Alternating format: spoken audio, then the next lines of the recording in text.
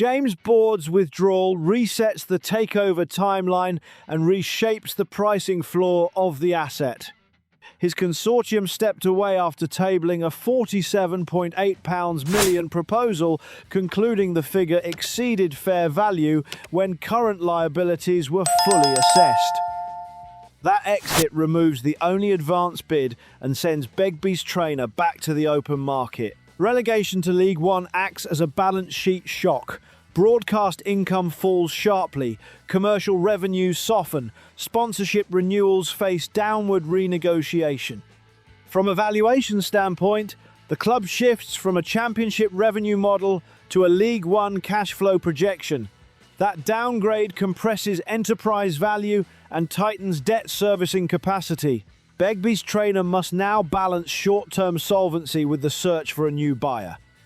They have indicated operational funding is secured until the end of the season, but administration capital is not unlimited.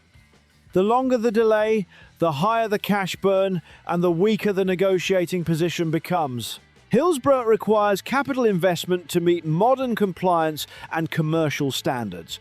Deferred maintenance converts into immediate post-acquisition expenditure.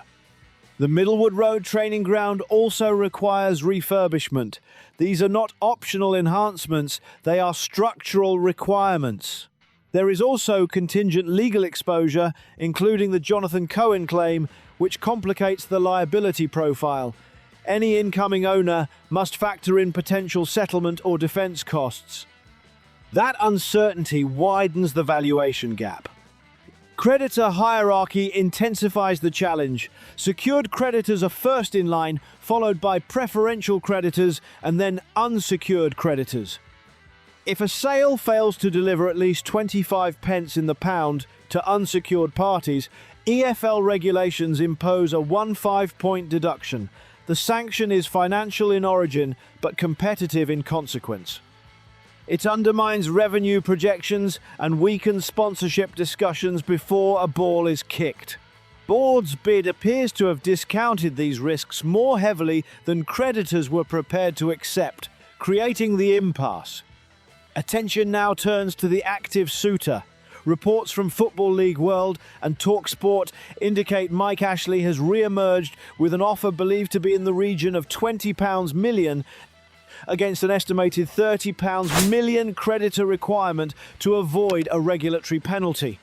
If the acquisition proceeds at £20 million without meeting the 25p in the pound threshold, Sheffield Wednesday would begin next season on minus 15 points.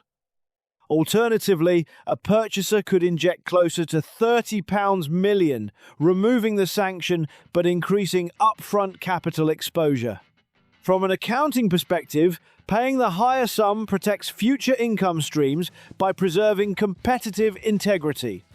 Paying less conserves acquisition capital but embeds sporting and commercial downside into next season's financial model. Begbie's trainer must weigh immediate creditor recovery against the long-term viability of the club under new ownership.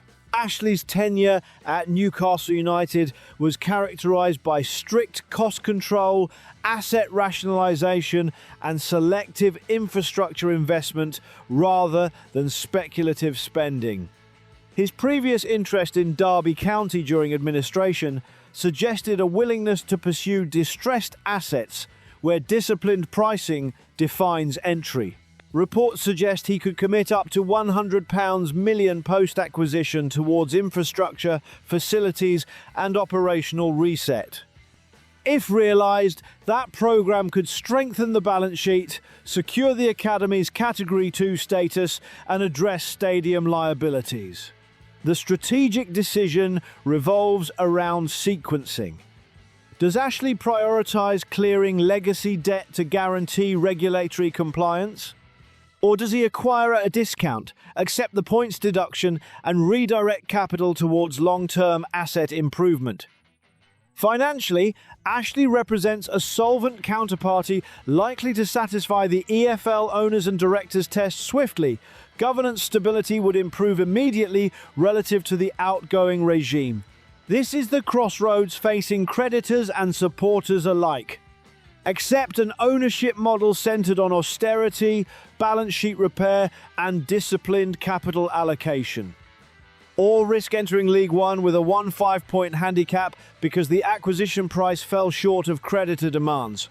Would you back a structured, cost-conscious approach to secure regulatory compliance and survival, or is starting next season on -15 points a burden too heavy to carry? At Essex, this is no longer about ambition. It is about solvency, governance, and whether the next change of ownership finally restores financial order.